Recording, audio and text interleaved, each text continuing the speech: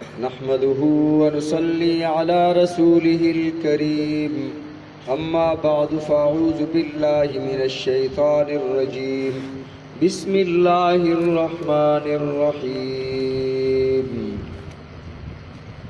إن الله لا يستحيي أن يضرب مثلا ما بعوضة فما فوقها فأما الذين آمنوا فيعلمون أنه الحق من ربهم وأما الذين كفروا فيقولون ماذا أراد الله بهذا مثلا يضل به كثيرا ويهدي به كثيرا وما يضل به إلا الفاسقين صدق الله العظيم اللهم صل على محمد وعلى آل محمد كما صليت على إبراهيم وعلى آل إبراهيم إنك حميد مجيد اللهم بارك على محمد وعلى آل محمد كما باركت على إبراهيم وعلى آل إبراهيم إنك حميد مجيد. سابقہ آیات میں اللہ رب العزت نے توحید، رسالت اور اس کے بعد بعث بعد الموت کا تذکرہ فرمایا، قرآن مجید کی حقانیت کو ارشاد فرمایا، جنت و دوزخ کو ارشاد فرمایا. آج کی آیت مبارکہ میں کافروں کے ایک اعتراض کا جواب ہے. کافروں نے کہا، نہ ماننے والے، اللہ کے منکر، انہوں نے کہا کہ ایک طرف تو کہتے ہو کہ اللہ کا کلام ہے، یہ اللہ کی کتاب ہے، اللہ کا کلام ہے. اللہ رب العزت کا کلام جتنی بڑی ذات ہو تو کلام کی اہمیت بھی اتنا ہی بڑھ جاتی ہے.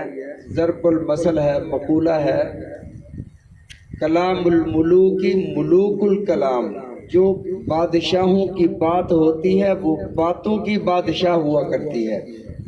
جو بادشاہوں کا کلام ہوتا ہے وہ کلاموں کا بادشاہ ہوا کرتا ہے. تو کلاموں کے بادشاہ میں ایسے تو نہیں ہوتا کہ چھوٹی چھوٹی ہلکی ہلکی خسیس چیزوں کی مثالیں دی جائیں. یہ کیا بات ہوئی کہ اگر یہ اللہ کا کلام ہے تو پھر اللہ کے کلام میں مکھی اور مچھروں کا ذکر کیوں کیا گیا؟ کبھی اللہ مکھی کی مثالیں دیتے ہیں، کہیں مچھروں کی مثالیں دیتے ہیں. مکھی کی مثال اللہ رب العزت نے سورہ انبیاء کے آخر میں ارشاد فرمایا کہ یا ایھا الناس ضرب مثل فاستمعوا له. اے لوگو، اللہ تمہارے لیے ایک مثال ارشاد فرماتے ہیں. ان الذین تدعون من دون اللہ، بے شک وہ لوگ جو اللہ کے علاوہ، اللہ کو چھوڑ کر غیر اللہ کو پکارتے ہیں، لن یخلقوا ذبابا ولو اجتمعوا له، وہ ہرگز ایک مکھی نہیں پیدا کر سکتے. ولو اجتمعوا له، اگر وہ اس پر جمع ہو جائیں، سارے متفق ہو جائیں کہ ہم ایک مکھی پیدا کر لیں، وہ مکھی کی تخلیق نہیں کر سکتے. وَإِن يَسْلُبْهُمُ الذُّبَابُ، پیدا کرنا تو دور کی بات ہے، فرمائے اِن يَسْلُبْهُمُ الذُّبَابُ، اگر مکھی ان سے کوئی چیز، کوئی ذرہ چھین کر لے جائے، کوئی چینی کا ایک ٹکڑا اٹھا کر لے جائے، شیئاً وہ ذرہ ہو چھوٹا سا، لا يستنقذوه من، یہ اس سے واپس نہیں لے سکتے، اس سے واپس چھین نہیں سکتے. ضعف الطالب والمطلوب، پکارنے والا بھی کمزور ہے، جسے پکارا جا رہا ہے وہ بھی کمزور ہے. تو اللہ رب العزت نے یہاں مکھی کی مثال ارشاد فرمائی. تو کہیں مچھر کی مثال، مثلا رسول اللہ صلی اللہ علیہ وسلم نے ارشاد فرمایا، دنیا اللہ رب العزت کو مچھر کے پر جتنی اہمیت بھی ہوتی، مچھر کے پر جتنے بھی محبوب ہوتی، تو اللہ رب العزت کافر کو ایک گھونٹ بھی پانی پینے کو نہ دیتا. دنیا اللہ کو محبوب نہیں ہے، اس وجہ سے اللہ نے دنیا کافروں کو دے دی اور ایمان مسلمانوں کو عطا فرما دیا.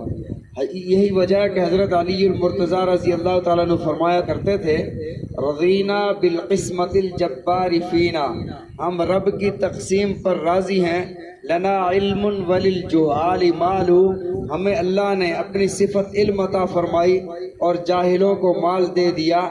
المال یفنی عن قریب، مال تو بالآخر ختم ہو جانے والا ہے، مال تو فنا ہو جانے والا ہے. جیسے اللہ کی ذات کو بقا ہے ایسے اللہ کی صفت علم کو بھی بقا ہے. تو اللہ رب العزت نے اس کا جواب ارشاد فرمایا. جب انہوں نے یہ اعتراض کیا نا کہ یہ کیا مکھی اور مچھر کی مثال اللہ ارشاد فرماتے ہیں، تو اللہ تعالیٰ نے ارشاد فرمایا ان اللہ لا یستحیی، بے شک اللہ تعالیٰ نہیں شرماتے، ان یضرب مثلا ما بعوضۃ فما فوقها، کہ اللہ مثال بیان فرمائے مچھر کی فما فوقها، یا اس سے کسی کم تر چیز کی. حکما بھی اپنی باتوں میں مکھی یا مچھروں کی مثالیں بیان فرماتے ہیں. کوئی کہتے ہیں مل بقو و شحم، کیا مچھر اور کیا مچھر کی چربی، یا اسی طرح مل جر و طعم، کیا ٹڈی کیا اس کا شوربہ کیا اس کا گوشت. یعنی ہلکی سی ہلکی مثال تھوڑی چیز کو بیان کرنے کے لیے اللہ نہیں شرماتے. شرمانا، حیا کرنا، نبی علیہ الصلوۃ والسلام کے بارے میں ایک اور حدیث، ایک اور آیت مبارکہ ہے سورہ احزاب میں. نبی علیہ الصلوۃ والسلام نے صحابہ کی دعوت فرمائی. صحابہ کرام رضوان اللہ علیہم اجمعین وہاں حاضر ہوئے تو کھانا کھانے کے بعد یہ کچھ صحابہ بیٹھ گئے باتیں کرنے کے لیے. اللہ کے نبی صلی اللہ علیہ وسلم کو حیا مانے ہوئی. آپ نے لحاظ فرمایا کہ اب گھر میں آئے ہوئے لوگوں کو میں کیسے کہوں کہ بھی اب آپ چلے جاؤ. اب یہ دو لوگ بیٹھ کر باتیں کر رہے ہیں، نبی علیہ الصلوۃ والسلام خود باہر تشریف لے کے پھر واپس تشریف لائے. تو ویسے یہ حضرات بیٹھے ہوئے تھے تو اللہ رب العزت نے یہ آیت نازل فرمائی. فرمایا کہ اذا دعیتم فادخلوا، جب تمہیں بلایا جائے تب تم آیا کرو، پہلے آ کر نہ بیٹھ جایا کرو کھانے کے انتظار میں. جب بلایا جائے کہ بھی کھانا تیار ہے آ جاؤ بھی تب آؤ. فَإِذَا طَعِمْتُمْ، اور جب تم کھانا کھا لو، فَانْتَشِرُوا، پھر اٹھ کر منتشر ہو جاؤ، چلے جاؤ. وَلَا مُسْتَأْنِسِينَ لِحَدِيث، باتیں کرنے نہ بیٹھ جاؤ. إِنَّ ذَلِكُمْ كَانَ يُؤْذِي النَّبِيَّ، بے شک تمہارا ایسے کرنا نبی کو تکلیف دیتا ہے. فَيَسْتَحْيِي مِنْكُمْ، اور وہ تمہارا لحاظ کرتے ہیں، وہ تم سے شرماتے ہیں یہ بات کہنے سے کہ اٹھ کر چلے جاؤ. واللہ لا یستحیی من الحق، اور اللہ تعالیٰ نہیں شرماتے حق بات کہنے سے. اس لیے اللہ تعالیٰ تمہیں حکم فرما رہے ہیں کہ ایسے نہ کیا کرو. اسی طرح حضرت ام سلیم رضی اللہ تعالیٰ عنہ نبی علیہ الصلوۃ والسلام کی خدمت میں حاضر ہوتی ہیں. عرض کرتی ہیں یا رسول اللہ صلی اللہ علیہ وسلم، اب یہ تمہید باندھ رہی ہیں. عرض کرتی ہیں یا رسول اللہ ان اللہ لا یستحیی من الحق، اللہ تعالیٰ حق بات سے نہیں شرماتے. اس لیے اللہ کے دین کے بارے میں ایک مسئلہ میں نے پوچھنا ہے، اس لیے میں شرما نہیں رہی ہوں، کیونکہ بسا اوقات ایسے مسائل ہوتے ہیں جن سے انسان سوال کرتے ہوئے شرماتا ہے. تو حضرت ام سلیم رضی اللہ تعالیٰ عنہ نے سوال کیا یا رسول اللہ صلی اللہ علیہ وسلم، اگر عورت کو بدخوابی ہو جائے اس پر غسل فرض ہے، واجب ہے یا نہیں ہے؟ تو اللہ کے نبی صلی اللہ علیہ وسلم نے ارشاد فرمایا لو رأت الماء، اگر وہ نیند سے اٹھنے کے بعد پانی دیکھ لے، جس طرح مرد کو احترام ہوتا ہے اسی طرح عورت کو بھی احترام ہوتا ہے. تو فرمایا کہ لو رأت الماء، اگر یہ عورت پانی دیکھ لے نیند سے اٹھنے کے بعد تو اس پر بھی غسل فرض ہے جیسے مرد پر فرض ہوتا ہے. تو انہوں نے پہلا جملہ کیا فرمایا؟ ان اللہ لا یستحیی من الحق، اللہ حق بات کہنے سے نہیں شرماتے. تو اللہ رب العزت نے یہاں ارشاد فرمایا اللہ نہیں شرماتے. ان یضرب مثلا ما بعوضۃ، کسی اللہ مچھر کی مثال بیان فرمائے، فما فوقا، یا اس سے کم تر چیز کی. فاما الذین آمنوا، بہرحال وہ لوگ جو ایمان لائے، فَيَعْلَمُونَ أَنَّهُ الْحَقُّ مِن رَبِّهِمْ، وہ جانتے ہیں اس بات کو یہ کہ ہمارے رب کی طرف سے یہ بھی حق ہے. اور یہ انسانوں کو سمجھانے کے لیے اللہ تعالیٰ مثالیں ارشاد فرماتے ہیں. وَأَمَّا الَّذِينَ كَفَرُوا، اور وہ لوگ جو کافر ہیں، فَيَقُولُونَ، وہ کہتے ہیں ان مثالوں کو سن کر، مَاذَا أَرَادَ اللَّهُ بِهَذَا مَثَلًا، کہ ان مثالوں کو بیان کرنے کا اللہ تعالیٰ کا کیا ارادہ ہوتا ہے، اللہ کیا چاہتے ہیں.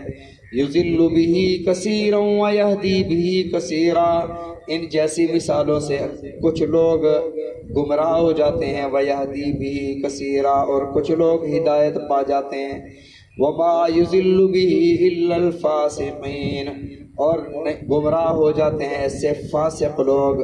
फासिक लोगों के बारे में फासिक किसे कहते हैं? दो तरीके से, दो अल्फाज से अल्लाह रब्बुल इज़्ज़त ने इरशाद फरमाया कि एक इंसान मोमिन है, दिल में ईमान है लेकिन आमाल में कोताही है, नमाज नहीं पढ़ता, रोज़ा नहीं रखता, आमाल में कोताही है, तो इसको भी फासिक कहा गया। इसको अल्लाह रब्बुल इज़्ज़त किसी की शफाअत से या सज़ा भुगतने के बाद जन्नत अता फरमाएंगे। लेकिन एक जगह अल्लाह रब्बुल इज़्ज़त ने फासिक उन लोगों को फरमाया, यहूदियों को फरमाया जो ज़िद और इनाद में इस्लाम की मुखालफत में बहुत ही आगे बढ़ गए थे। फरमाया ये भी फासिक है। फासिक का मतलब नाफरमान, नाफरमानी से हद से गुजर जाने वाला। अल्लाह रब्बुल इज़्ज़त हम सबको नबी अलैहिस्सलातु वस्सलाम के फरामीन समझने की, अमल करने की तौफीक अता फरमाए। अल्लाह ताला हम सबको कुरान मजीद समझने की, अमल करने की तौफीक अता फरमाए। आमीन।